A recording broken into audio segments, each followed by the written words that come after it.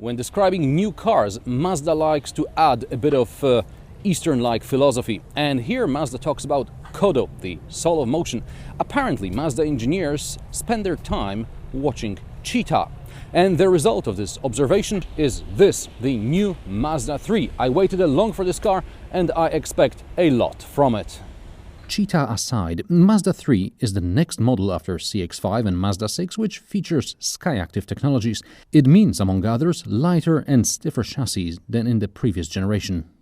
The drivetrains are lighter and more efficient as well, and that's despite the fact that Mazda decided to stick to naturally aspirated engines. The torque is up by even 15% and fuel consumption is lower by up to 20%. That's thanks to things like lighter pistons and connecting rods. From the outside, the new Mazda 3 resembles its bigger sister Mazda 6, especially in the sedan body style. In the hatchback version, the similarities are visible mainly in the front, which is dominated by a huge grille. I like the curve starting over the headlamps, disappearing around the door handles and reappearing on rear wheel arches. And since we're in the back, let's look in the boot. And the boot, it's 350 liters, just like in a Toyota Auris hatchback. And like in the Toyota Auris hatchback, also here, well, the quality, it's far behind the European rivals like Volkswagen Golf, for example. Mazda boasts about reinforced backrests, which are supposed to protect the luggage from falling into the passenger compartment in case of maybe an accident or something. Well, instead of these reinforced backrests, I wouldn't mind some sort of luggage arrangement system. Like in the Peugeot 308, where there are special hooks that you can attach a net to, and the luggage is kept in one place. In a Mazda, you have to pay extra for the hooks and the net. On the plus side, when you fold the seats, you get flat loading space. On the minus side, quality of the interior makes you wonder, what are you paying 25 grand for?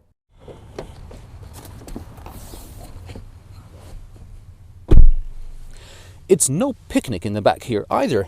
The driver's seat is set for my position. I'm 175 centimeters tall. The legroom is, well, I have just barely enough legroom, and I do have some headroom, but a taller person will be complaining. And a taller person, or just about any person, will complain when he or she has to sit in the middle with the tunnel between the feet. And it's very nice of Mazda, very considerate, to think of a place to put a water bottle in the door bins, but this will not compensate for the fact that to get out I have to, well, strain myself, let's say, because the opening is quite small. Things look much better for Mazda 3 in the front. The driving position is spot on. The cockpit seems to hug the driver. On the steering wheel and around the cockpit there is something which looks like carbon fiber. On the steering wheel itself there are plenty of buttons, but you can get used to it. In the front of me I have a large analog speedo and digital displays on either side of it. In the middle of the cockpit there is a 7-inch infotainment system display, and this display is, well, sort of a touchscreen, but only when the car is stationary. On the move you have to use this knob, which is something between BMW's early iDrive and Audi's MMI, and you can imagine how intuitive that is. Sometimes you guys tell me I complain too much when doing these car reviews, so in the name of science, I shall program a radio station, and then I'll try to put it as number 1 in the favorites. Because the cheetah spotters just couldn't put 6 programmable station buttons, could they?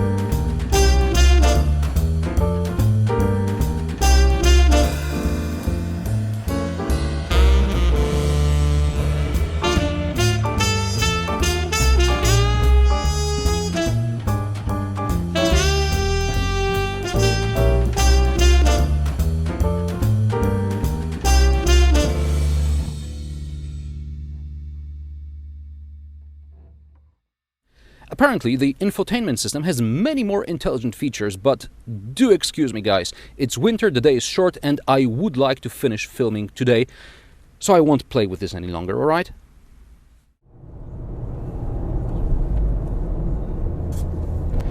So what do SKYACTIV technologies mean to us, prospective customers?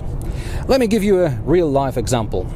Under the bonnet of this Mazda 3, we have a 2-liter petrol engine, which is naturally aspirated, and it has 165 horsepower. In my Mazda MX-5, I've got a 2-liter 160 horsepower naturally aspirated engine. Now, the Mazda 3 is obviously heavier than the MX-5, about 100 kilograms heavier, so it takes about half a second longer from 0 to 100.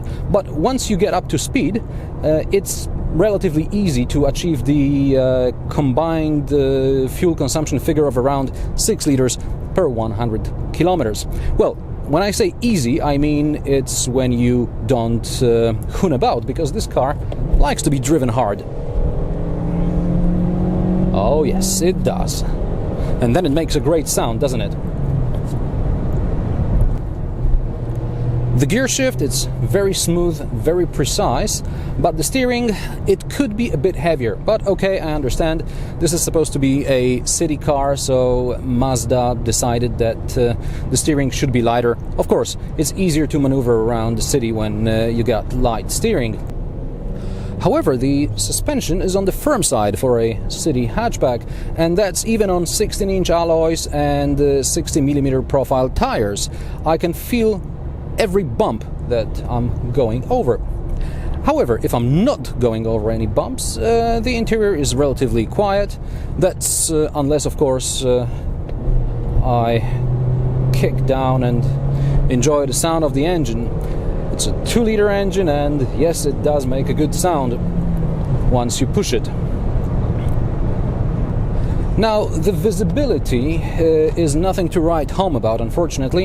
In the front, it's obscured by these thick A-pillars, and in the back there are thick C-pillars, and the rear window is rather small, unfortunately. Now, this is something I didn't expect. It wasn't in the script, and it's actually quite interesting. I'm putting the car back together after I finished filming it. I'm raising the backrest of the front seat, which was down, so that it wouldn't obstruct the camera view. And this headrest, it weighs nothing. It's like a feather. And this is something I didn't expect, really, but that's the case with Mazda. You see, if something like the back seat is not top-notch quality, it's probably because it's feather light, like this headrest here. So let me put it back in its place now, and yeah, and I can go back home. Now, by the way, I still think that the back seats are quite cheap, even if they're very light. The new Mazda 3 looks great, it's involving to drive, and despite a 2-liter naturally aspirated engine, it's still efficient and dynamic. However, I am disappointed with modest space in the back, with cost-cutting when it comes to fit and finish, and with the most unintuitive infotainment system I have come across in a long time. Don't get me wrong, this is not a bad car, but after the excellent Mazda 6, I expected a lot more from Mazda 3. If you're looking for a compact car, check out my reviews of Peugeot 308, Toyota Auris and Volkswagen Golf. And if you have any questions or comments, please leave them below. And if you haven't done so yet, please subscribe to my channel.